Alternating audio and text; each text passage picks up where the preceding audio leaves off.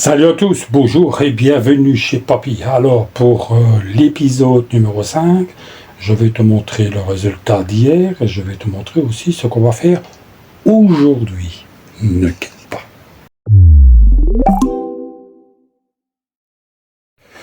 Voici le résultat d'hier. J'ai retiré les grandes presses qui sont là, que tout le monde s'est enlevé de ses rejoints. Il y a des imperfections, ici et là, comme tu peux remarquer. Écoute, hein? L'autre face, eh ben c'est pareil. Tu vois, il y a des imperfections, mais beaucoup moins. Nous allons utiliser une raboteuse électrique, donc mais à main. J'ai toujours pas d'éco-gisseuse, enfin de raboteuse, tu sais, le machin petit, des petits trucs stationnaires. C'est madame qui gère le budget, donc hein, j'ai déjà eu mon graveur laser, donc c'est déjà pas mal. Donc on va faire ça à son aise, on va essayer de tout rectifier, et après, on va, si pas aujourd'hui, la semaine prochaine, on va s'attaquer à ça. Je te dépose, hein.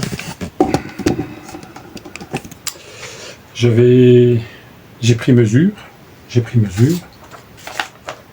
mesures. J'ai surtout pris des mesures pour la fixation de la défonceuse Parkside. Ben ouais, encore une Parkside. Hein? Pourquoi? Parce que je voudrais bien essayer d'acheter un plateau de façon à mettre la défonceuse en dessous pour avoir un genre de défonceuse sous table, mais de façon à la coincer dans l'établi pour pouvoir faire ceci. Donc, je vais te déposer et on va essayer de faire ça ensemble.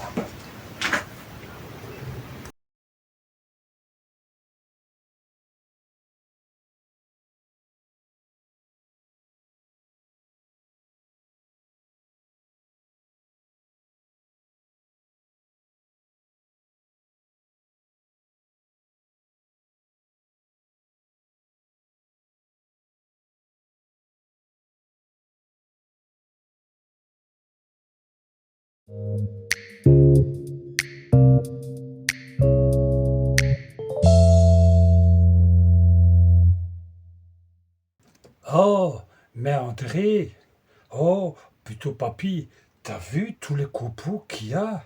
Attends, je vais te montrer.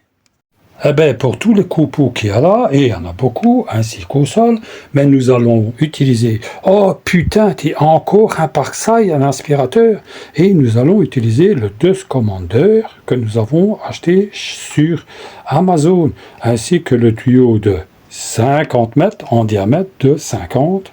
Et voilà. Là, la seule chose qui est dommage, c'est que, tu sais, le machin qui est là, l'aspirateur manque un peu de puissance. Et ici, dernièrement, j'ai regardé sur le site lidlshop.be, bien sûr. Ils vendent maintenant des gros aspirateurs avec un sac récupérateur pour le double du prix du Duster. Du Dust Commander. Je ne dis pas qu'il ne fonctionne pas. Non, loin de là, attention. Hein. Mais j'aurais pu sortir ça plus tôt, j'aurais de toute façon enfin voilà, le plus gros des copeaux est enlevé. De toute façon j'ai pas le choix parce que mon atelier est très petit. Ce que tu vois là, ben, on va faire un triage par et dans le vide, surtout par le vide. Tout ce qui ne sert plus, allez, allez, je vais continuer, je vais utiliser la ponceuse à pente Power Plus. Elle est grise comme celle qui est là-bas.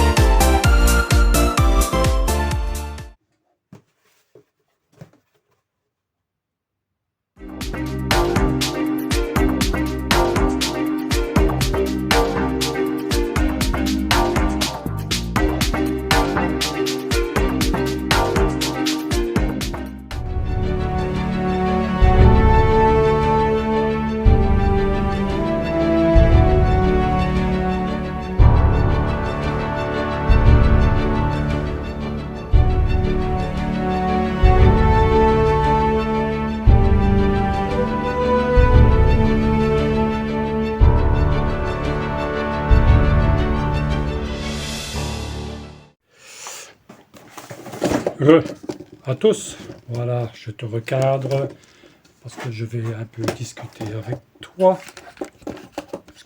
Voilà.